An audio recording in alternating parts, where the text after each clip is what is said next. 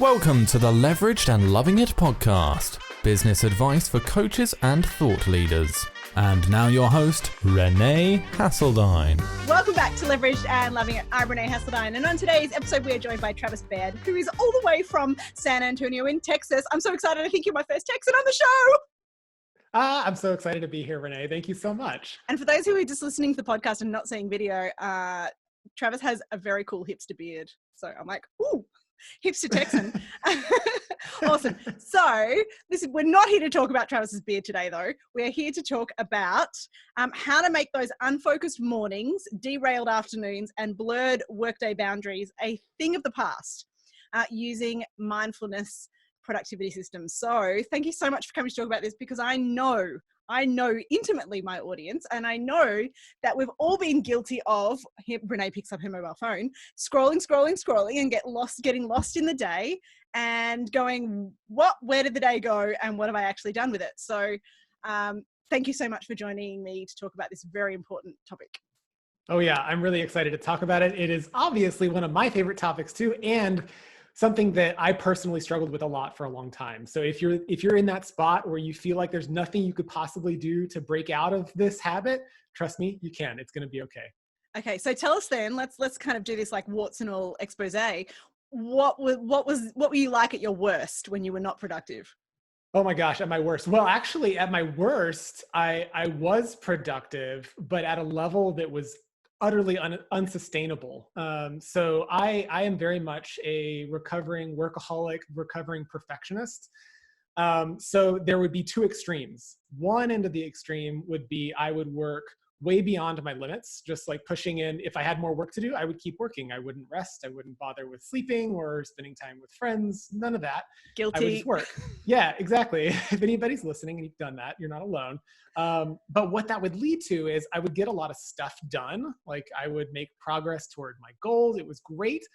But I would consistently run into an experience with burnout. And it really came to a head about 5 years ago now, where I reached this point where I was just constantly chronically fatigued and just negative about my work. I didn't care about the work I was doing anymore. And so it went from being extremely, extremely productive, like, in an unsustainable way, to where I couldn't get anything done because I was totally burnt out. So the worst, I guess, to answer your question, the worst version of me was someone who just did things constantly until they couldn't anymore. So they were working and then they would have to stop. And that's not fun. No. And I've been there, and I know that very well. And I often joke about this. I'm going to say this is because I'm so self-aware, is that I have two modes. I have steam train mode, which is go, go, go, go, go, and look at anyone if you're on the sidelines, like you will get run over. And then I have totally chilled, I'm doing nothing and I'm a couch potato. Like I'm one or the, like my version of moderation is to swing wildly between those two extremes. Yeah. I hear, yeah, that sounds very familiar. And yeah, I mean, it's one of those where the two extremes are not necessarily bad as long as you can find a way to navigate between them and feel okay. It only turns into a problem when you get stuck at one end or the other. Yeah. Yeah. So, all right, let's talk about, so what does mindfulness have to do with solving this? Okay, that is a great question. It's the question, really. Like a lot of folks, as I just mentioned, I was always great at working very, very hard, but not really paying attention to what I was doing and if it was actually relevant to my goals, what I believed in, if it was in alignment with what I wanted to do. And so I was productive in a classical sense, but I wasn't moving the direction I wanted to go. At the same time, I had learned about mindfulness, probably, I guess now it's been a decade or so now that I've been studying mindfulness and practicing. And it clicked one day that if I could apply this concept of non-judgmental awareness in my daily life, then something might shift in terms of how I worked. And maybe that I wouldn't have to be a workaholic. Maybe I could work in some other way.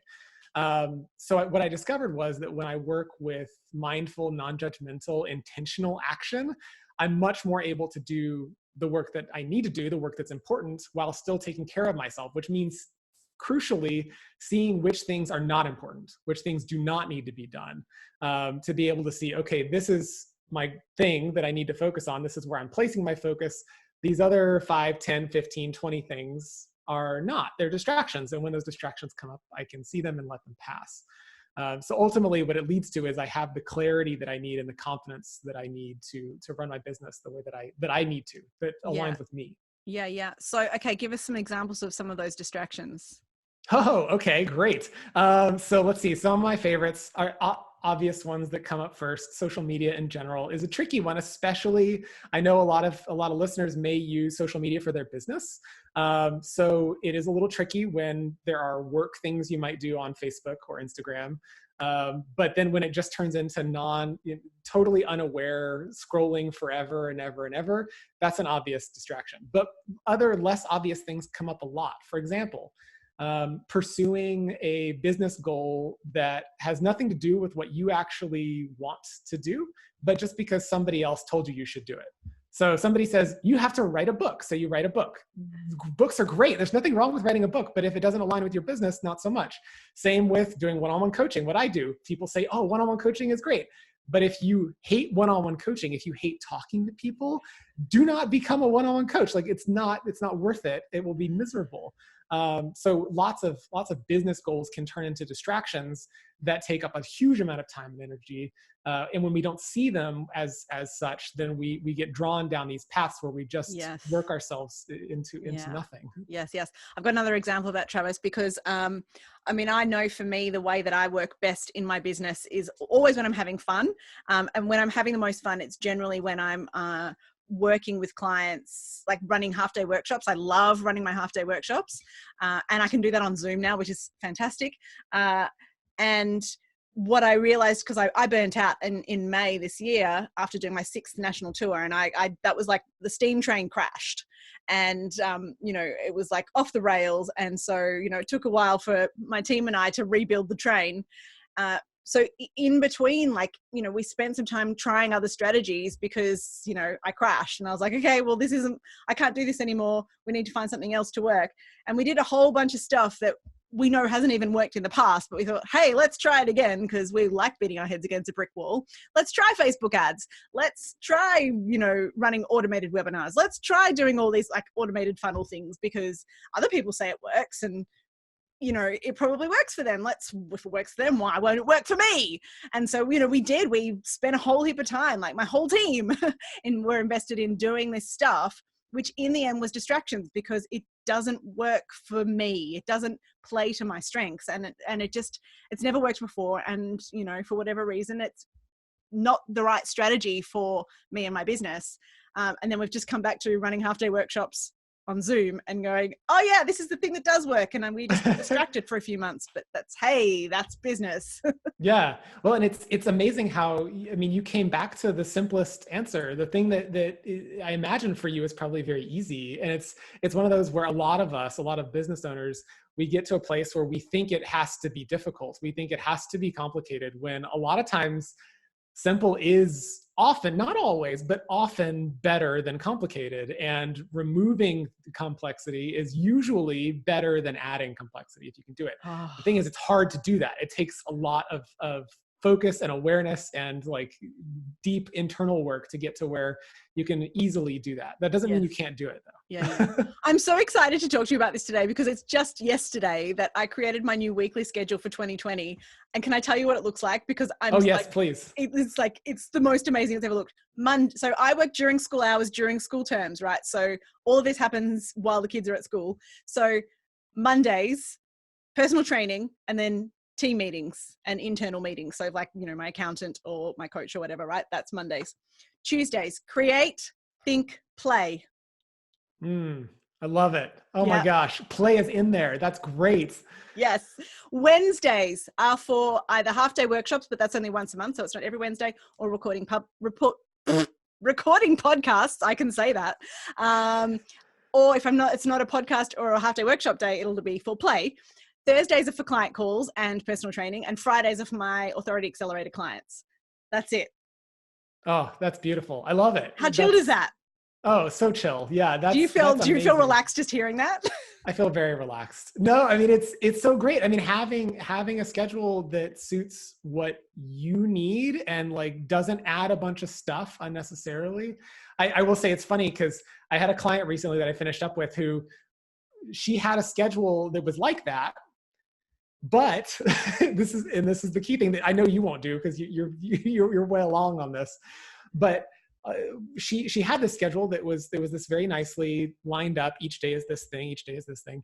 But then she would also, if she had any free time, if there was any moment that wasn't filled, she would immediately fill it in with other things. So like if she would have a time period that was intentionally about resting or playing or just exploring possibilities, if she had a lull in that, then she would immediately go into like social media marketing or something totally like she would just fill in the space. And so the challenge is for those of us who are very like type A people to really honor that you did the work to create the schedule. So stick to it, like really honor it. Anyway, so have you got some hot tips then for people who, when they go, you know, I'm going to hit my Tuesday and I hit it, it's like, woohoo, it's time to play.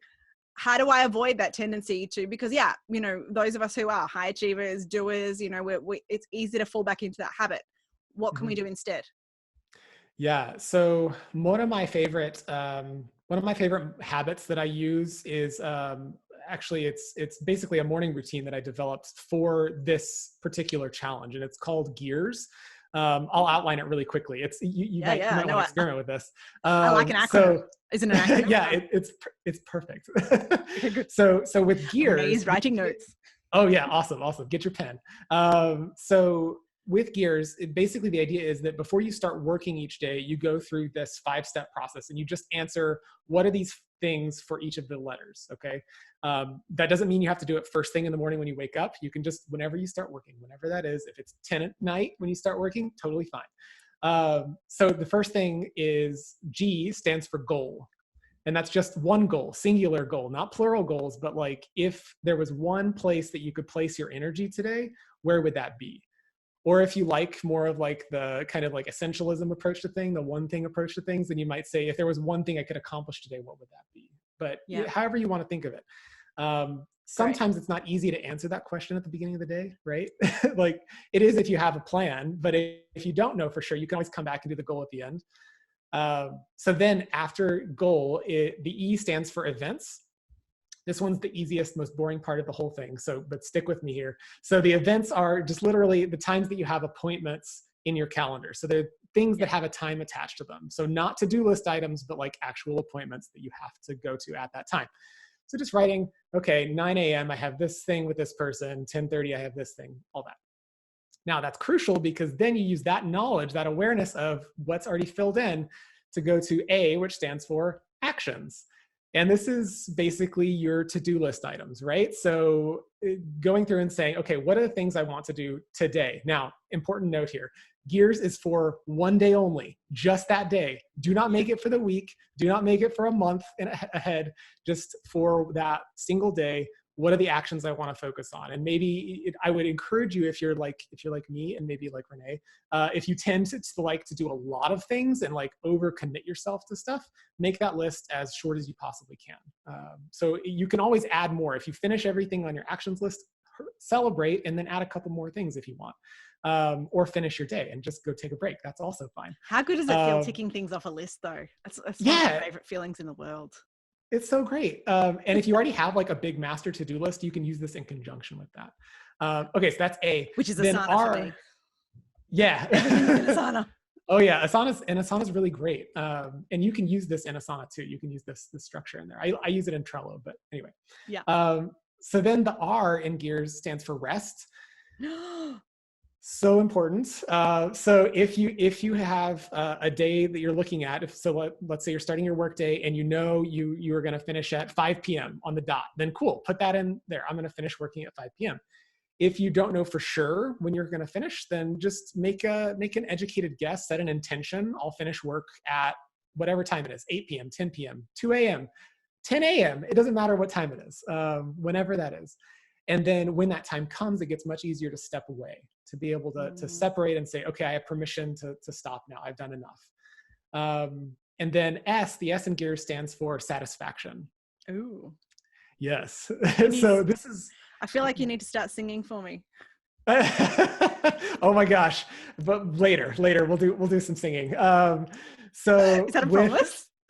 maybe we'll see. So with satisfaction, this is really important for like burnout prevention long term. The thing that most of us do when we get it locked into just work mode all the time is we stop listening to what we need and what we want. We start just doing what everybody else wants and needs, like exclusively, right? So this is a very small way to say, okay, today, what is one thing that I'm going to do just because I want to, or just because it makes me feel good, or just because I like it? You phrase it however you want, but something that is intentionally just because you want to, not for somebody else. Or if you have a hard time with that, you can do it for me, Travis. You can imagine I'm doing this to make myself feel better because Travis suggested it. That works too. But do you want me honestly, to send you a message when I'm like, I'm sitting here watching a movie just for you, Travis? Yes, please. Oh my gosh. Yes. Everybody flood my inbox with messages about the things you're doing because you enjoy them. That would make me so happy. I would feel so glad to have that. Yay. My current go-to actually is my family and I are we're going to Indonesia for a year in 2021, and we're all learning to speak Indonesian. So we've got our Duolingo apps, and that's kind of playtime for us. Oh, that's amazing. That would be incredible playtime. I know zero words in that language. So that sounds amazing. But okay, so applying gears for helping with this challenge of like, okay, you have a set schedule in mind. If when you're starting the day, you know, okay, today I'm going to play, like that's the goal.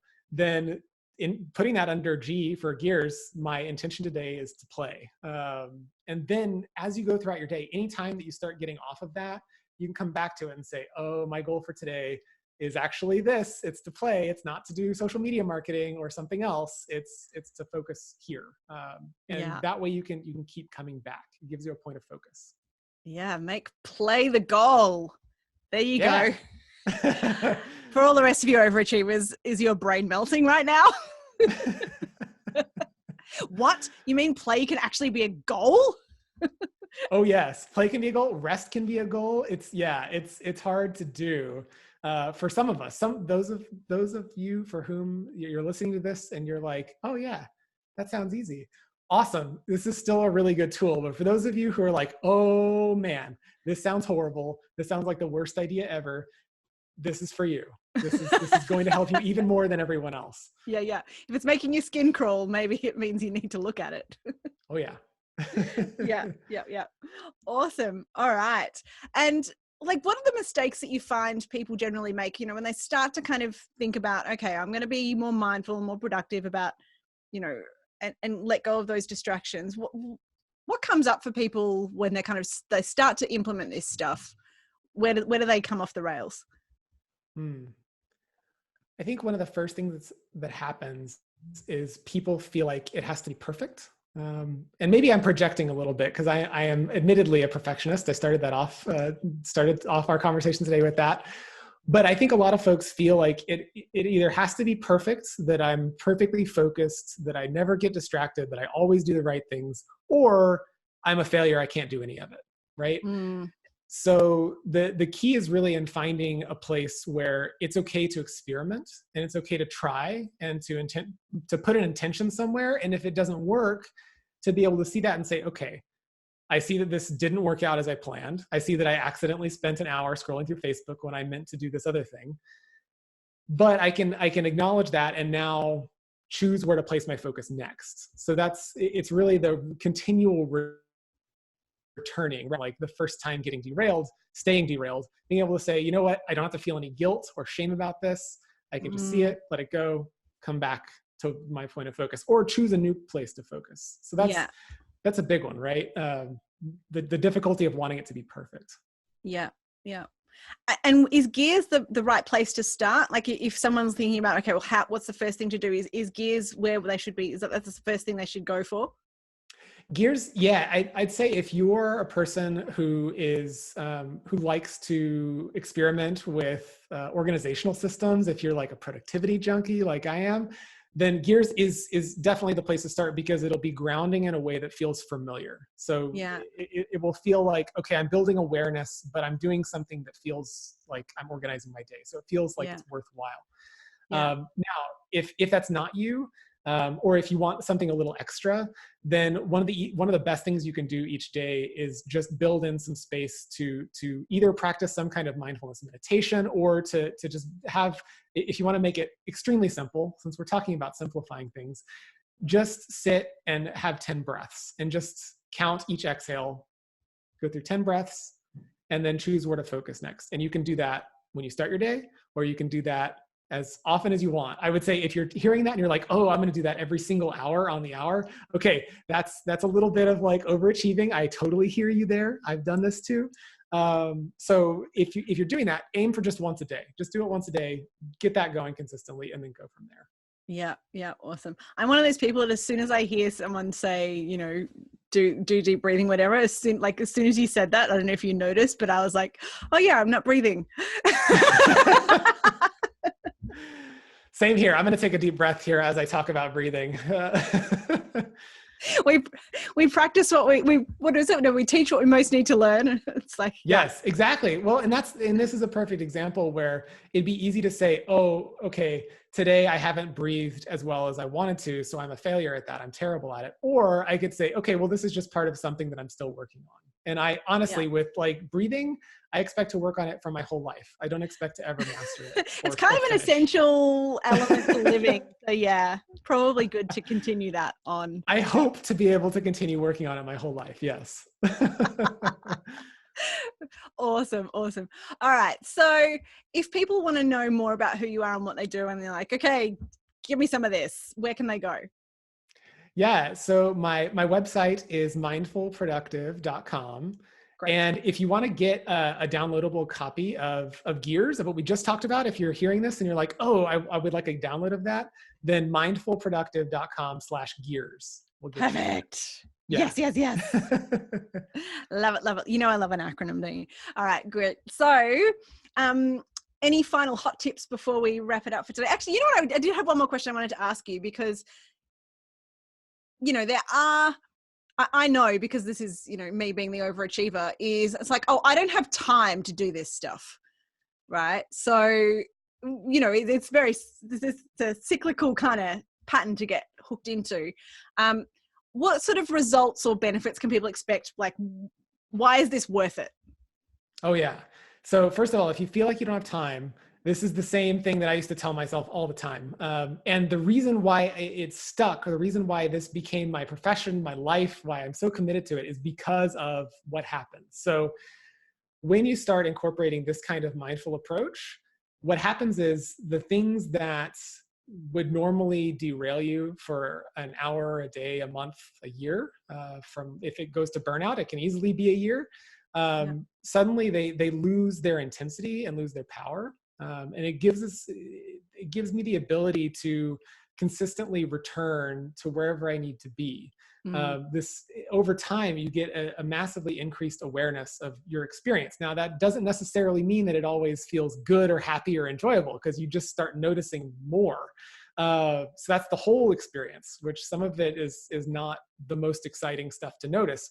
That said, when you see stuff like, okay, I'm experiencing imposter syndrome, or I'm experiencing fear of failure, or I'm procrastinating because of XYZ, it gives you the ability to then choose what to do next. And so this kind of practice over time, it doesn't have to be every single day for the rest of your life. It can be 3 or 4 or 5 days a week. That would be huge. And you'll start seeing results within honestly, maybe the first day you do it, but within a couple of weeks, you'll start seeing some significant changes, and it just builds up from there. Yeah. So what sort of results have you got as a result of doing, because you're doing this now? Yeah. So I am much more able to come back after something really unpleasant happens. So for example, nobody likes getting a no from a potential client, right? And that's the kind of thing where early on in business, it can derail a whole day, or it can derail your whole week. But the ability to see that and say, okay, I see these emotions, I see this, now I can return. has been huge. And then I guess in terms of more tangible benefits, it's allowed me to create so much more in my business, but not more for more's sake, right? It's more of the right stuff, more of the things that matter for my business, for the way that I run my business, and for the people that I'm serving. Yeah. Beautiful. Thank you so much. It's been great to have you on the show as my first Texan. Whoa. Well, I guess I don't know if I've said y'all yet, so I'm really glad that y'all listened. Thanks for dropping that in. That we really need that for cultural context. Good. You're welcome. Yeah. Good tick. Done. We have had a y'all on Leveraged and Loving It. Been there, done that. Tick it off my checklist. You know how I love to tick a box. Awesome. Thank you so much for being on the show, Travis. It's been great to speak to you today. You've been listening to Leverage and Loving It. I'm Renee Hasseldine. Speak to you next week. Bye. For all the downloads and links mentioned in this episode, head to shareyourpassion.com.au.